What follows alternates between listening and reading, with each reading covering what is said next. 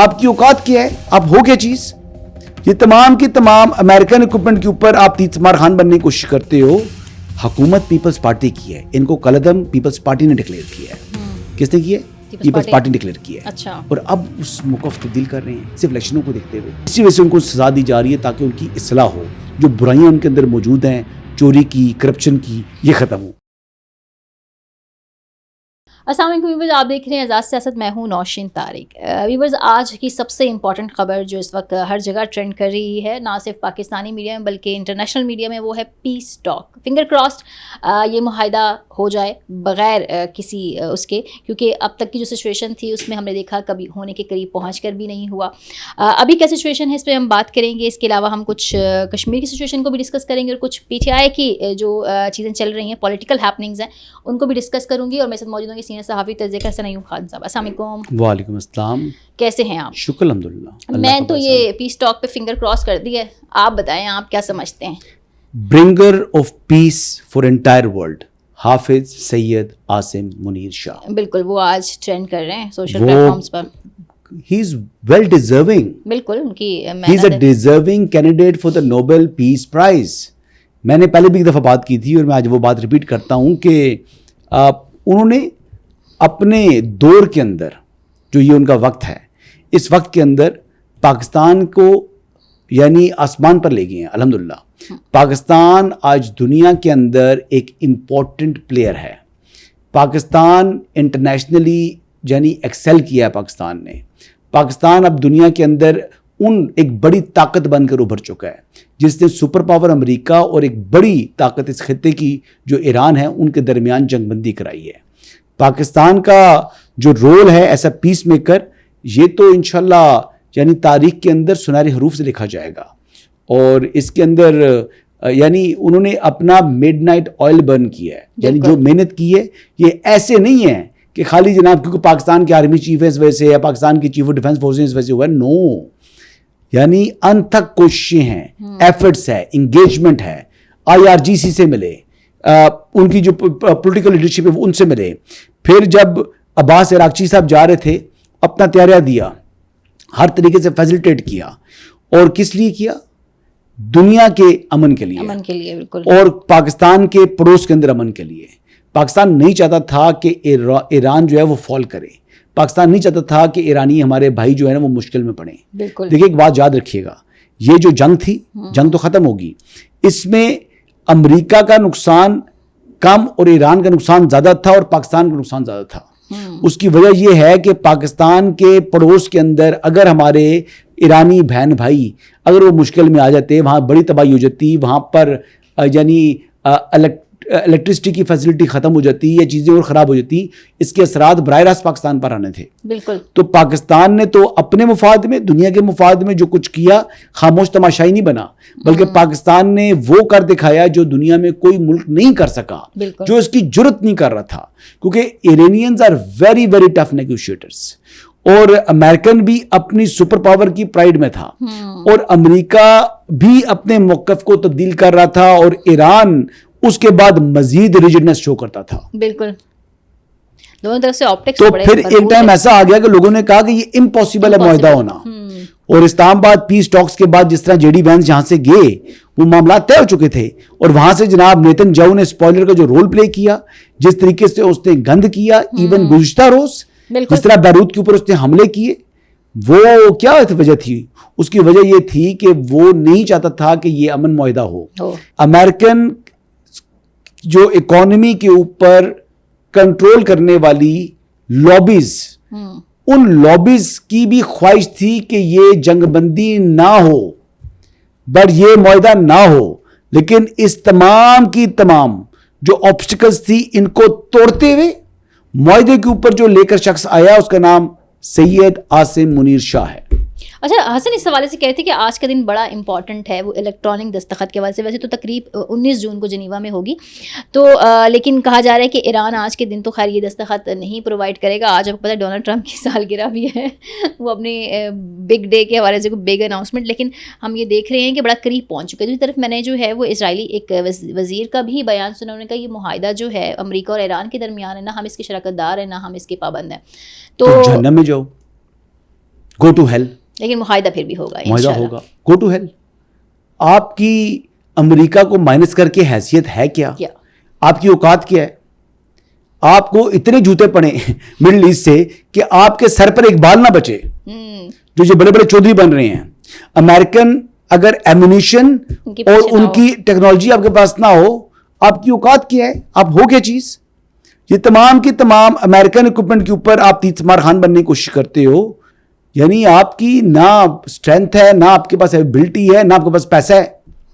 پیسہ بھی آپ خیرات پر چل رہے ہو. امریکہ کی باتیں سنو ان کی, یہ بھوکے نہیں ہیں, پیسے سے نہیں ہے ان کے پاس. ہاں بالکل. وہ جو لابیز ہیں امریکہ کے اندر جو پوری دنیا کی معیشت کو کنٹرول کرتی ہیں, وہ لابیز کے اندر ان کے لوگ موجود ہیں یقینی طور پر. لیکن بحیثیت ملک یہ بھوکے ہیں. کتنا قرضہ ہے ان کے اوپر دیکھو ذرا. امریکن کے پیچھے کھڑا نہ ہو تو پھر تو ان کی گزارش نہیں نہ ہو, ان کی حیثیت ہی کوئی نہیں ہے. اچھا جناب, اب تھوڑا سا ہم اپنے ملک کی طرف بھی آ جاتے ہیں. جب سوشل پلیٹ فارمز پر نا حسن بڑی جو ہے وہ کشمیر کو لے کے بڑی آگ لگانے والی چیزیں بھی سامنے آتی ہیں, جیسے سچویشن بہت خراب ہے. اب راولا کوٹ کی سچویشن سینسٹیو تو ہے, لیکن میں یہ چاہنا چاہوں گی تازہ ترین صورتحال آپ کے پاس کیا ہے؟ ان کے جو سرغنہ لوگ ہیں وہ پہلے پاکستان کے مخالف جو ہے وہ نعرے لگاتے رہے, اور اب ان میں سے ایک شخص جو ہے عمر نذیر صاحب ہیں, وہ انہوں نے پاکستان کے حق میں نعرے لگا دیے. تو ٹھیک ہے, اب دیکھنا یہ ہے کہ ان کے اندر یعنی کیا چیز پریویل کرتی ہے جوائنٹ عوامی ایکشن کمیٹی کے اندر. پہلے کہتے تھے کہ جی ہم تو شیر جوان ہیں, ہماری عورتیں جو ہیں وہ گھر پر ہیں, اس لیے ہمیں کوئی ضرورت نہیں ہے. اب عورتوں کو لا کے جناب اپنی شیلڈ بنا دیے, اپنی شیلڈ انہوں نے خواتین بچوں کو بنایا ہوا ہے. تو یہ مطلب اب ان کو یہ بات کا علم ہو چکا ہے کہ ان کے خلاف کارروائی ہونی ہے. بہتر یہی ہے کہ یہ لوگ غیر مشروط طور کے اوپر اپنا سیٹ ان کو کال آف کریں, اور پھر جو ان 4 لوگوں کے علاوہ باقی جو لیڈرشپ ہے وہ آ کر ان کے ساتھ مذاکرات کر لے حکومت کے ساتھ, تو پھر ان کے لیے آسانی ہو سکتی ہے. اب تمام کی تمام پرانی FIRs لائیو ہیں, اور ان کے خلاف کریک ڈاؤن جو ہے وہ طریقے سے سٹارٹ ہے جی. اور اس وقت صرف ہیومن شیلڈ کی وجہ سے یہ بچے ہوئے ہیں, ورنہ انہوں نے بچنا نہیں تھا. دیکھیں CMH کے اندر جو مریضوں کے ساتھ جو انہوں نے کیا, جس طریقے سے لوگوں لوٹ مار کر رہے ہیں. اب بختر بند گاڑی ڈے بیفور یسٹرڈے انہوں نے جناب اس کے اوپر فائرنگ کر دی, یسٹرڈے اس پر فائرنگ کر دی ہے. ایک سیکورٹی اہلکار بھی جہاں بھاگ ہوا ہے جی, اس کے اوپر جناب وہ APCs کے اوپر آپ نے 7.62 کیلیبر یعنی کلیشنکوف کے آپ برسٹ مار رہے ہو. ٹھیک ہے, AK-47 واقعی جو خبریں آ رہی ہیں ایک نہیں متعدد ہے 7.62 کیلیبر کی. 30 تو وہ تھے جنہوں نے فائرنگ کی ہے, اور ان کے اندر خالی 30 بندے نہیں ہیں, یہ سینکڑوں کی حساب میں مسلح لوگ ہیں. اوکے, ان کو چاہیے لاشیں. یہ لاشوں کے ذریعے اپنی تحریک کو خون دینا چاہ رہے ہیں, اس تحریک کو خونی بنانا چاہتے ہیں. تو یہ خونی تحریک تو ان کو ابھی تک جو ہے نا وہ لا انفورسمنٹ ایجنسیز نے نہیں بننے دی. یعنی یہاں پر اغوا ہو گئے تھے, رینجرز پولیس والے اغوا ہو گئے تھے, عام تھے, انہوں نے آگے سے گولی نہیں چلائی, خون نہیں بہا ان کا, لیکن یہ خون مانگ رہے ہیں. تو پھر ایک ٹائم ایسا آئے گا کہ شاید خدا نخواستہ یہ بلڈ شیڈ کو جب فائرنگ کرتے ہیں تو آگے سے جوابی فائرنگ بھی ہوتی ہے نا پولیس کے اوپر. تو وہ اتنا بھی تو نہیں ہے کہ وہ مرنے کے لیے وہ بھی نہیں کھڑے نا, وہ ریسٹرین ضرور کرتے ہیں لیکن خود کی اپنی جان تو نہیں گنوا سکتے. تو یہ ایسی سچویشن ہے جی. اچھا, اسی سچویشن میں خبر بھی ایمرج ہوئی کہ پیپلز پارٹی نے جو ہے وہ الیکشن کمیشن سے کہا ہے کہ یہ جو 27 جولائی والا ہے اس کو کال آف کی جائے ڈیٹ کو. پیپلز پارٹی ایک ڈرٹی پلے کر رہی ہے. پیپلز پارٹی سیاست کر رہی ہے. حکومت پیپلز پارٹی کی ہے. ان کو قلعدم پیپلز پارٹی نے ڈکلیئر کیا ہے. کس نے کیا ہے؟ پیپلز پارٹی نے ڈکلیئر کیا ہے. اچھا, اور اب اس موقف تبدیل کر رہے ہیں صرف الیکشنوں کو دیکھتے ہوئے.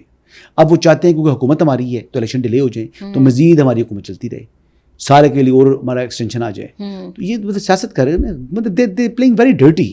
ٹھیک ہے. اچھا, میرا لاسٹ سوال ہے آپ سے. علیمہ خان کا ٹویٹ آیا جناب, جس میں وہ کہتی ہیں کہ پارٹی قیادت نے جو ہے محمود خان اچکزئی سے جو ہے وہ درخواست کی ہے کہ منگل یعنی 16 جون کو اڈیالہ کے باہر اگر کوئی وقت مقرر کر دیا جائے, وہ جو 3 بجے کا وہ کہہ رہی ہیں, تو وہ لوگ 10,000 لوگوں کو موبلائز کر سکتے ہیں. ایک بار پھر 10,000 لوگوں کو موبلائز کرنے کا دعویٰ کیا جا رہا ہے.